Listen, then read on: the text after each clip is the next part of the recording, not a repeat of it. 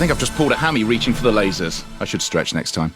I've just seen the music that Lisa has got in her show. It is very, very good, and she'll be along in just a few minutes. The news is on the way. And just a shout out that I will be back on my show Monday night from midnight through till 3 in the rest of the week. I shall see you there. Have a great Saturday. Goodbye.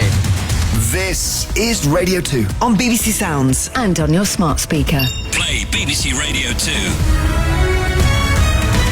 BBC News at 6 o'clock. This is Nikki Cardwell. A nationwide IT issue affecting electronic passport gates at airports across the country has caused a day of disruption for passengers flying into the UK. The problem has meant passports have had to be checked by hand. But the Home Office says it's now been resolved and e-gates are starting to be switched back on. Craig Pullen queued for 2.5 hours at passport control. We started queuing at 9 o'clock and it was a long queue even to get into the passport control area. And then when we got to passport control, there were zigzag lines, probably about 10, 12 rows we had to go through. And it was taking 10 to 15 minutes just to clear one line. But I think the airport really could have given us more information.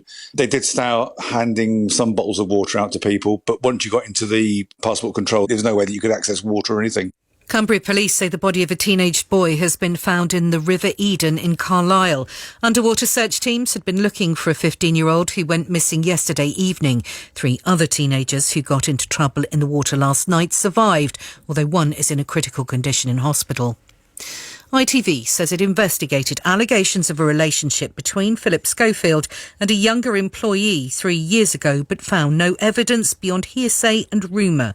The broadcaster said the pair had repeatedly denied having a relationship. But Mr Schofield yesterday admitted that he'd had an affair with a much younger male colleague and had lied about it. Ellie Phillips is a showbiz journalist. It seems that ITV are hoping that they will be able to keep Holly Willoughby on there by saying essentially she had no idea this was going on, and that moving forward, the people who are being tarnished by what's happened will remain just Philip. That remains to be seen, because it's not just whether they can prove that, it's how viewers react to that. If they can't see that someone is, has that integrity, that's where they're really going to struggle. A 43-year-old man who was arrested after a car smashed into the gates of Downing Street has been released. Seth Neller from Crewe was detained on Thursday. He remains under investigation, but has been charged with an unrelated offence of making indecent images of children.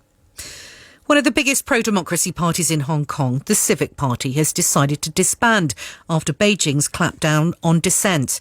Announcing its closure, the party's co-founder, Alan Leong, admitted its goal of a democratic Hong Kong had not been accomplished and said no one had wanted to join the party's leadership. Without succession, and given the constraint in our financial situation, to voluntarily wind up is really not a surprise.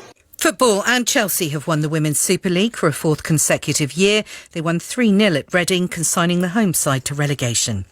And in the Championship playoff final, Coventry City and Luton Town are fighting it out for a spot in the Premier League. With the second half just getting underway, the score is 1-0 to Luton.